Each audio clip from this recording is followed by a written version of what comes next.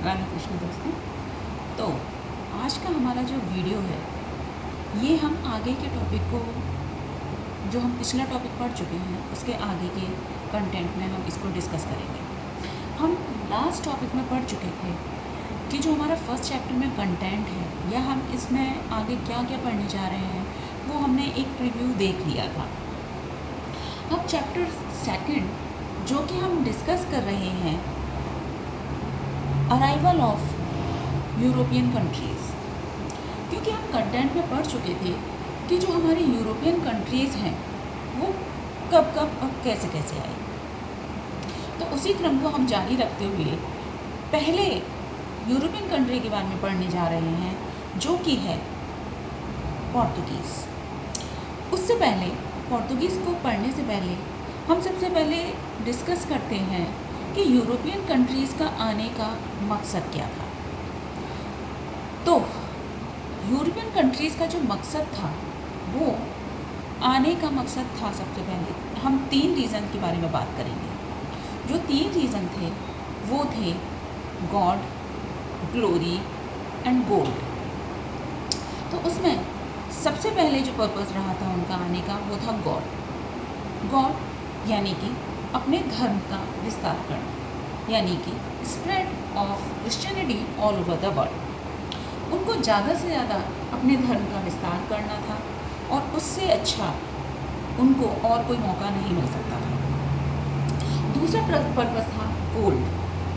Gold जो कि matter करता था मनी से, यानी कि अगर कहीं पे भी आपको अपना विस्तार करना है, अपने आप को ग्रो करना है, तो उसके लिए सबसे ज़्यादा ज़रूरी होता है पैसे। तो भारत में आने का जो उनका मकसद था, वो पैसा कमाना भी था। अब पैसा कमाने के लिए उनको ज़्यादा से ज़्यादा अपने आप को एक्सप्लोर करना था, यानी वो ज़्यादा से ज़्यादा जितना एक्सप्लोर करेंगे उतना ही ज़्यादा अपने व्यापार को बढ़ाएंगे, और उतने ज़्यादा से ज़्यादा वो पैसों की कमाई करेंगे। तो जो उनका दूसरा पर्पस था, वो था to earn money and become a richest. जो तीसरा उनका पर्पस था, उनका तीसरा मकसद था, वो था ग्लोरी। ग्लोरी जिसका मतलब होता है फेम, पावरफुल। अब अगर किसी ने पैसा कमा लिया है तो पावरफुल तो वो वैसे भी हो जाएगा, लेकिन ज़रूरी नहीं है कि हर किसी जो पैसे वाला होता है, या हर किसी के पास पैसा है तो उसको फेम भी मिल ही जाए। तो उनका जो तीसरा मकसद था, वो था become powerful and earn fame. तो इन 3 रीज़न की वजह से यूरोपियन कंट्रीज़ भारत में आना चाहते थे। इसी के लिए नेविगेटर, यानी कि भारत की खोज की जाएगी। अब भारत की खोज कैसे की जाए, क्योंकि पहले कोई मैप्स या फिर वो सब जो आप देख सकते हैं, इतना जो फैसिलिटीज़ हमारे पास हैं कि हम कहीं पे भी पहुंच जाते हैं, कहीं पे भी हम मैप GPS खोल के पहुंच जाते हैं, तो वो पहले तो ये सब फैसिलिटीज़ नहीं थी। तो उसको डिस्कवर करने के लिए नेविगेटर्स हुआ करते थे, जो आपके सन्स हैं या स्टार्स हैं, उनकी डायरेक्शन के मुताबिक वो नेविगेट करते थे और वो चीज़ों को डिस्कवर करते थे। तो इसी क्रम में सबसे पहले जो नेविगेटर थे, वो थे हेनरी, जो कि एक नेविगेटर थे, जो कि पोर्तुगीज़ से आए थे, पुर्तगाल से आए थे। एक्चुअल में जो प्रिंस और जो पुर्तगाल के राजकुमार थे, प्रिंस थे, उन्होंने अपने सिटीजन्स को, अपने नागरिकों को क्या एनकरेज करना शुरू कर दिया, उनको प्रोत्साहित करना शुरू कर दिया कि वो ज़्यादा से ज़्यादा जगहों पर एक्सप्लोर करें, अपने आप को डिस्कवर करें और अपने व्यापार को बढ़ाएं। इससे उनके नागरिकों को एक तो एनकरेजमेंट मिलेगा, दूसरा व्यापार करने का मौका मिलेगा, जिससे कि उनके देश में मनी पावर भी बढ़ेगी। जाहिर सी बात है, जब कोई व्यक्ति अपने आप को एक्सप्लोर करेगा, वहाँ व्यापार करेगा, तो कुछ ना कुछ अर्न भी करेगा, और जिससे उस इंडिविजुअली तो वो व्यक्ति ग्रो करेगा ही, साथ में उस देश का भी विकास होगा। इसी क्रम में 1494 में जो स्पेन के और पुर्तगाल के जो किंगडम थे, यानी कि जो वहाँ के रूलर थे, उन्होंने एक नई लैंड का खोज की, एक नई जगह की खोज की, और उन्हीं को लेकर के एक संधि हुई।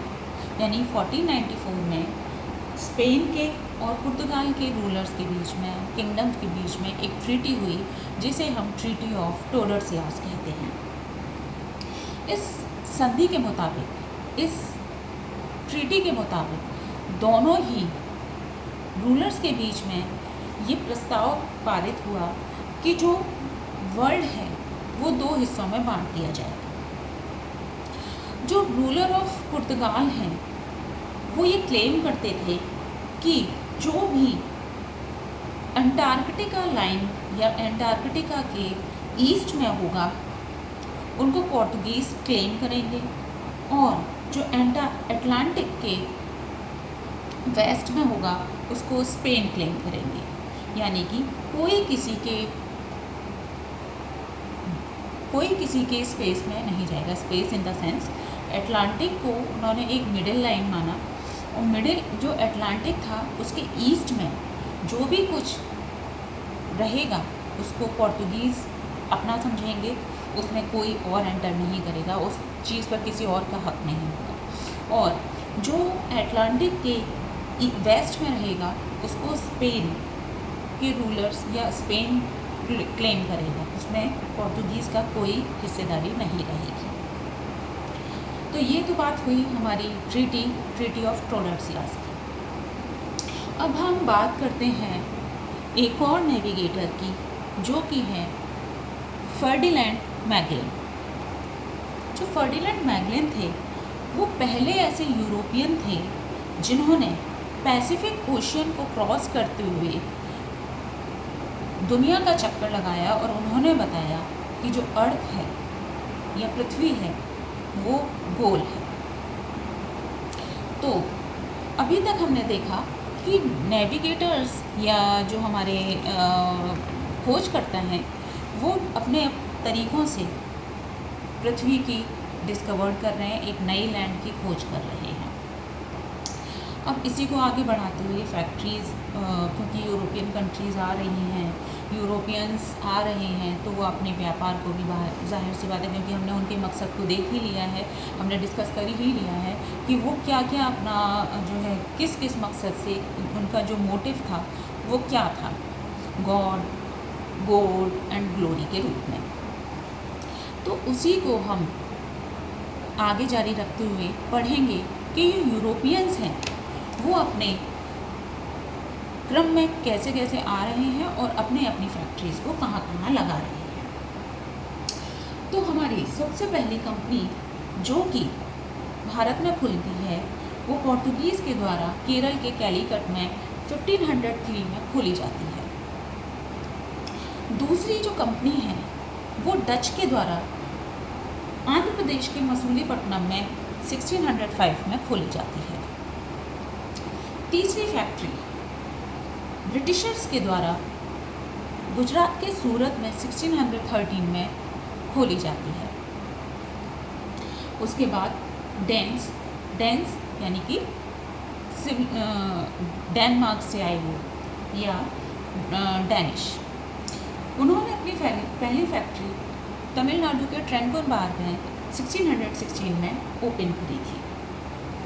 और सबसे लास्ट में जो हमारे यहाँ यूरोपियंस आए थे वो आए थे फ्रांसीसीज, यानी कि फ्रांस ने अपनी पहली फैक्ट्री गुजरात के सूरत में ही खोली थी, जो कि 1668 में थी। तो अब इन्हीं को हम डिटेल में डिस्कस करेंगे कि जो सबसे पहली फैक्ट्रीज़ है वो पोर्तुगीज़ के द्वारा लगाई गई थी और कैसे कैसे यूरोप जो पोर्तुगीज़ थे हमारे देश में आए थे। तो पोर्तुगीज़ में सबसे पहले जो हमारे यहाँ पर इंडिया में आए थे वो थे Vasco D gamma. Vasco D gamma एक सेलर थे जिन्होंने समुद्र के रास्ते भारत की खोज करी थी, और वो 1498 में केरल के कैलीकट के रास्ते भारत में प्रवेश करते हैं। और उस समय जो रूलर थे वो जोमरेन थे, और जिसने वास्को डी गामा की भारत में एंट्री होने के लिए मदद करी थी वो कोई और नहीं, गुजरात के ही एक नाविक थे जो कि जिनका नाम अब्दुल माजिद था।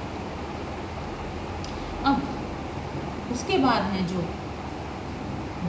दूसरे नेविगेटर थे वो थे बर्टोमेलियो डियाज।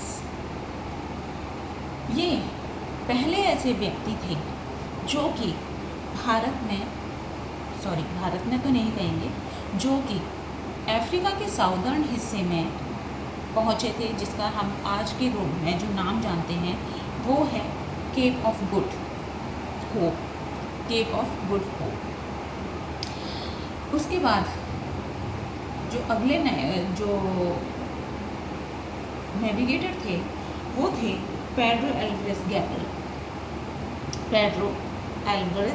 गैब्रियल। ये जो आए थे ये 1500 से 1505 के बीच में पहुँचे थे।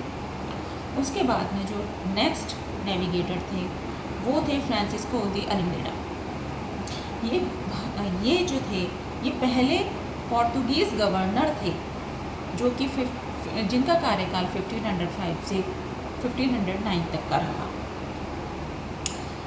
अब उसके बाद में जो नेक्स्ट नेविगेटर थे वो थे अल्फोंसो दी अल्बुकर्क, जो 1509 से 1515 तक आए थे और यही पहले पोर्तुगीज़ थे जिन्होंने इंडिया में कार्टे सिस्टम को इंट्रोड्यूस किया था। यानी कि जो अल्फोंसो दी अल्बुकर्क थे जो कि पहले पोर्तुगीज़ थे जिन्होंने भारत में कार्टे सिस्टम को इंट्रोड्यूस किया था। कार्टे सिस्टम का मतलब ये था कि अब तक जितने भी नेविगेटर इनसे पहले आए थे वो अपनी मर्ज़ी से अपने जहाँ पे भी उनको सही लगता था वो अपना आते थे और अपनी मर्ज़ी से व्यापार करते थे। लेकिन ये एक पहले ऐसे पोर्तुगीज़ थे जिन्होंने कार्टे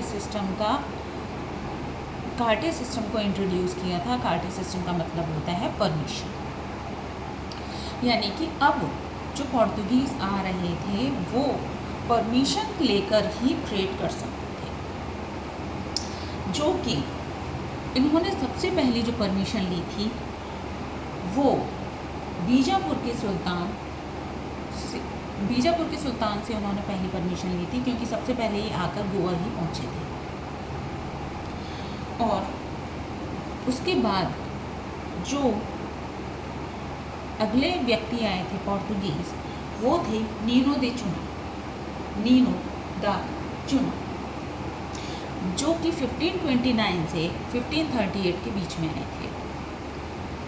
इन्होंने जो कार्य किया था, इनका कार्य जो था वो 1530 में इन्होंने अपनी हेडक्वार्टर को कोची शिफ्ट कर दिया था। 1542 में संत जेवियर जो कि एक फिशरमैन की कम्युनिटी से आते थे, जो कोरोमंडल कोस्ट पर पहुँचे थे और उन्होंने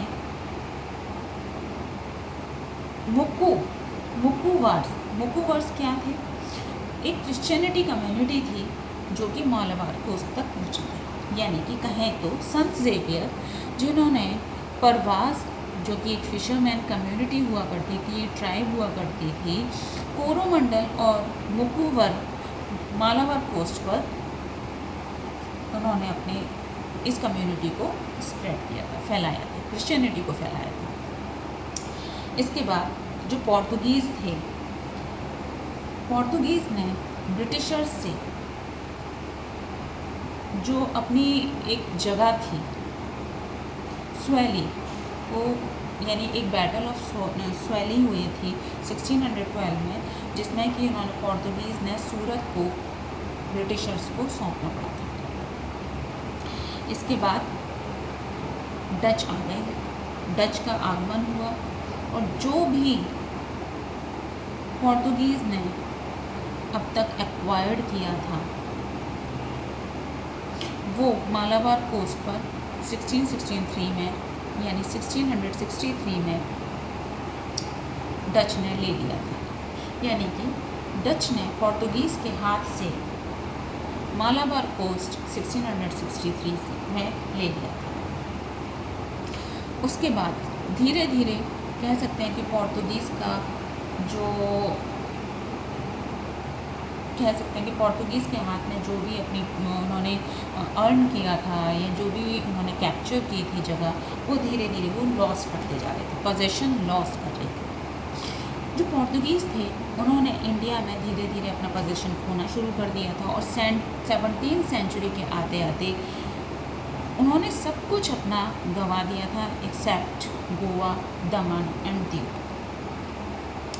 उसके बाद मराठास आ चुके थे, मराठास की एंट्री हो गई थी और मराठास ने युद्ध में पोर्तुगीज़ को हरा दिया था। और जो युद्ध हुआ था पोर्तुगीज़ और मराठाओं के बीच में, उस युद्ध को हम बैटल ऑफ वासई कहते हैं। अब इसी बीच में एक पॉलिसी आती है जिसको हम ब्लू वाटर पॉलिसी भी कहते हैं। ब्लू वाटर पॉलिसी के मुताबिक जो पोर्तुगीज़ का एम था कि जो जितनी भी पावर है जो कि समुद्र के ऊपर थी एट नेवल डोमिनेंस, वो समुद्र तक ही सीमित रहेगी। अब वो अपनी फैक्ट्रीज़ या अपने फोर्ट्स नहीं बना सकते थे। यानी कि इस पॉलिसी के मुताबिक जो पोर्तुगीज़ का मेन एम था वो ये एम था कि अब वो अपने लैंड पर अपना विस्तार नहीं कर सकते थे, वो अपने समुद्र तक ही वो अपने आप को सीमित रख रहे थे। यानी कि उनकी जो पावर थी सिर्फ और सिर्फ समुद्र तक ही सीमित थी। और जो कार्टे सिस्टम था वो पोर्तुगीज़ ने जो डिस्कवर किया था, हमने अभी पढ़ा ही है कि जो कार्टे सिस्टम है वो जो आपके अल्फांसो दे अल्बुकर्क थे उन्होंने इंट्रोड्यूस किया था। इस जो सिस्टम के मुताबिक जो पोर्तुगीज़ थे उन्होंने अपने ट्रेड लाइसेंस को कंट्रोल कर दिया था। यानी अभी तक जो उन्होंने जो कार्टे सिस्टम के मुताबिक जो परमिशन ली थी, जो उनको लाइसेंस मिल रहे थे ट्रेड करने के लिए, अब वो इंडियन ओशन तक ही सीमित थे। अब वो लैंड्स पर उस लाइसेंस को यूज़ नहीं कर सकते थे। इनके अलावा पोर्तुगीज़ के कुछ अच्छे कंट्रीब्यूशन भी रहे थे। यानी कि जो अब पोर्तुगीज़ ने अपने ट्रेड को तो खैर धीरे धीरे ख़त्म हो ही गए थे, लेकिन जब वो आए थे तो वो बहुत सारी अच्छी चीज़ें भी भारत के लिए लेकर आए थे। जैसे कि भारत में जब वो आए थे तो टोबैको की कल्टीवेशन, पाइनएप्पल की कल्टीवेशन, चिलीज़ की कल्टीवेशन सिस्टम लेकर आए थे और बहुत सारी वैरायटीज़ ऑफ क्रॉप्स थी जिनके भी वो अपने सिस्टम भारत में इंट्रोड्यूस कर चुके थे। उन्हीं के द्वारा भारत में पहली प्रिंटिंग प्रेस 1556 में गोवा में लगाई गई थी। इसके अलावा पहले जो साइंटिफिक वर्क थे, यानी कि मेडिसिनल प्लांट्स को लेकर के जितने भी हमारे वैज्ञानिक कार्य थे, वो भी पोर्तुगीज़ ने ही इंट्रोड्यूस किए थे। इसके अलावा पोर्तुगीज़ ने कुछ बैटल्स भी भारत में लड़े थे। भारत में अपने आप को मेंटेन करने के लिए, अपने आप को स्थिर रखने के लिए उन्हें बहुत सारी जंग भी लड़नी पड़ी थी। ये जंग कहीं ना कहीं अपने आप को प्रूव करने के लिए थी, अपने आप को स्थापित करने के लिए थी, क्योंकि उस समय में बहुत से और भी शासक रहे होंगे जिन्होंने उनका विरोध किया होगा, तो उनसे भी उनको युद्ध करना पड़ा था। तो इसी के चलते सबसे पहले जो पोर्तुगीज़ ने युद्ध लड़ा या बैटल छिड़ी थी वो थी बैटल ऑफ कोचीन, जो कि 1504 में ज़ोमरेन ऑफ कैलिकट और पोर्तुगीज़ के बीच में थी। यानी कि जिस रास्ते से वो आए थे जिस रास्ते से यानी कि केरल के कैलिकट पे सबसे पहले पोर्तुगीज़ पहुँचे थे, तो उस समय का जो रूलर था वो ज़ोमरेन था, तो सबसे पहले उनको उसी से युद्ध करना पड़ा था। उसी युद्ध को हम बैटल ऑफ कोचीन या कोचीन का युद्ध कहते हैं, जो कि 1504 में छिड़ा था। इसके बाद जो युद्ध हुआ था वो था बैटल ऑफ दीव। अभी हम जो देखते हैं दमन, दीव, तो उसी में से हम बात कर रहे हैं दीव की, जिसमें जो ये पोर्तुगीज़ थे उनका युद्ध हुआ था ममलूक से ओटोमन्स, गुजरात और बीजापुर के बीच साथ, यानी कि पोर्तुगीज़ वर्सेस ममलूक्स, ओटोमन्स, बीजापुर और गुजरात, ये 4 एक साथ थे, अलायंस थे और उनके खिलाफ पोर्तुगीज़ थे। इसके बाद जो अगला युद्ध छिड़ा था वो था 1510 में गोवा से, यानी कि अब वो जो अगला युद्ध करने जा रहे थे 1510 में गोवा में था। इसे हम बैटल ऑफ गोवा या फिर कह सकते हैं गोवा का युद्ध कहते हैं। इसमें भी पोर्तुगीज़ के खिलाफ जो युद्ध लड़ा था वो बीजापुर और गुजरात के मध्य था, यानी कि Portuguese versus Bijapur and Gujarat. अब जो नेक्स्ट है, यानी कि अब गोवा के युद्ध के बाद में जो नेक्स्ट उनको युद्ध लड़ना पड़ा था वो था बैटल ऑफ स्वेली। बैटल ऑफ स्वेली 1612 में ब्रिटिश और पोर्तुगीज़ के बीच में छिड़ा था। अभी क्योंकि हम पहले भी डिस्कस कर चुके हैं कि जो ब्रिटिशर्स और जो पोर्तुगीज़ के बीच में जो युद्ध हुआ था उसमें पोर्तुगीज़ ने काफ़ी कुछ अपना लॉस कर दिया था। अपनी बहुत सारी फैक्ट्रीज, अपने बहुत सारे जो ज़मीनें कैप्चर करी थी वो ब्रिटिशर्स को सौंपनी पड़ गई थी, क्योंकि वो बैटल ऑफ स्वेली हार चुके थे। इसी के बाद दोबारा से बैटल ऑफ गोवा 1638 में पोर्तुगीज़ को लड़ना पड़ा और इस बार उनके जो खिलाफ थे बैटल ऑफ गोवा में, यानी कि जो गोवा का जो 1638 में जो पोर्तुगीज़ ने युद्ध लड़ा था उनके खिलाफ थे डच। यानी कि इतने सारे युद्ध पोर्तुगीज़ ने लड़े और वो धीरे धीरे अपने आप को कहीं साबित किया, कहीं पे वो युद्ध हार गए और जहाँ पर वो युद्ध हार जाते थे उसमें वो अपने आप को एक्वायर करी हुई जगहों को, एक्वायर करी हुई जो फैक्ट्रीज़ हैं उनको वापस करनी पड़ती थी।